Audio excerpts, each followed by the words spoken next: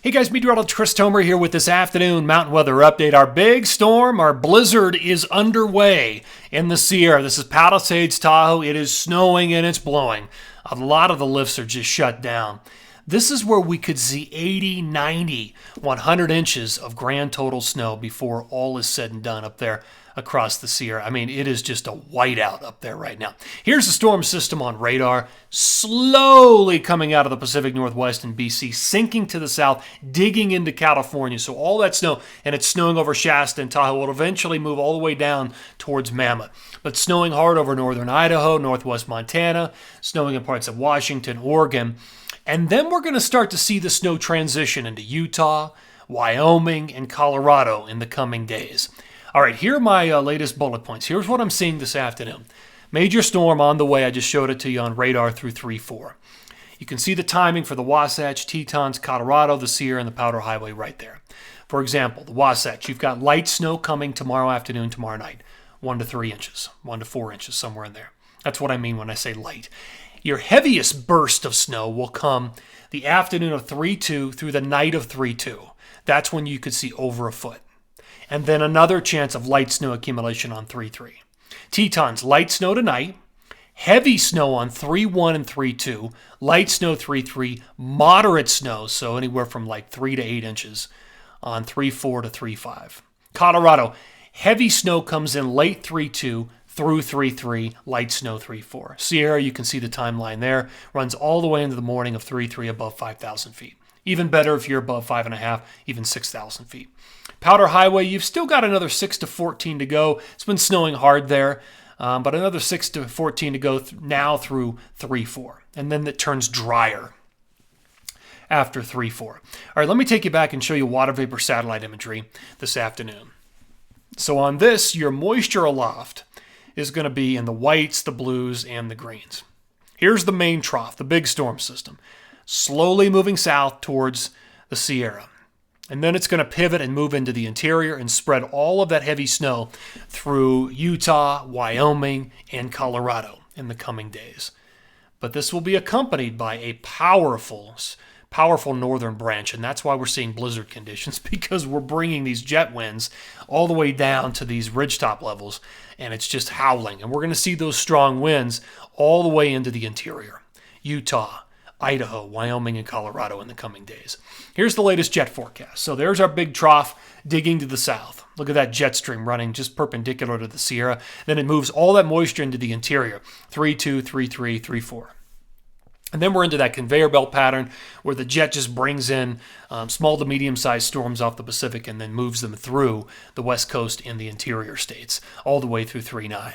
Putting moisture on top of all this. So that's the forecast radar at 5:30. This afternoon, this evening. And by the time we get into tomorrow morning, we start to see that heavy line, that heavy frontal boundary of snow, that focus snow right over the top of the Tetons, parts of Big Sky, Idaho, and then it sinks into the Wasatch. And by the end of the day, it's there. And this is when you're going to get your heaviest burst of snow, your heaviest shot for the Wasatch. Afternoon, evening, and night of 3-2. You can see it running right over the top there, that deep blue banding. And then heavy snow continues in the Tetons, and then the whole thing makes its move into Colorado, where it's going to snow very hard. Very late Saturday, on Sunday 3-3, and probably into Monday 3-4. And there it is, continuing. We're going to get nailed. Here comes the next storm system. 3-5, 3-6, moving out of California, spreading snow into the interior through 3-7, 3-8. And right there, very interesting forecast. You see that? We might spin up a secondary or stronger area of low pressure in Colorado. This sometimes happens when the low drops off on the east side of the Rockies. It starts to spin up and gather momentum. And that's what could happen here. Not set in stone. This is the first time I'm seeing this possibility. So that would happen 3-8. Potentially, mainly on 3-8, trickling into 3-9 if that low spins up in Colorado. It would enhance a lot of the snowfall totals. Okay, let me show you my latest numbers. So rest of today through the day tomorrow. 1, 2, 3 feet of snow in parts of the Sierra, so it's coming down very hard. 8 to 12 across the Tetons, 1 to 3, 1 to 4 for the Wasatch, 7 to 8, maybe 9 inches in parts of Idaho. Parts of interior BC, anywhere from 3 to 8 inches. Next time frame, 3.2 through 3.4 is a big one.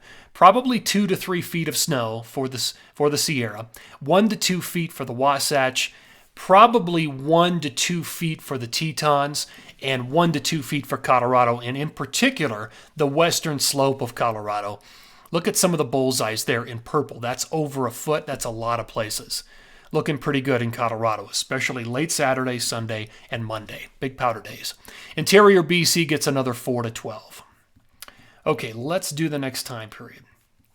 This is 3.5 to 3.9. This is when we start to see just a couple of those small to medium-sized storms come running out of the west, off the west coast, and move into the interior.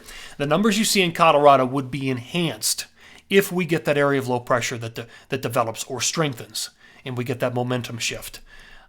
So probably 4 to 12 inches in Colorado. Another 6 to 12 for the Wasatch, another 8 to 12 for the Tetons, and big numbers through Sun Valley and Brundage, and another potentially foot or more, Mammoth and Shasta. All right, let's go to the northeast. Not much here, and the problem here is warm air.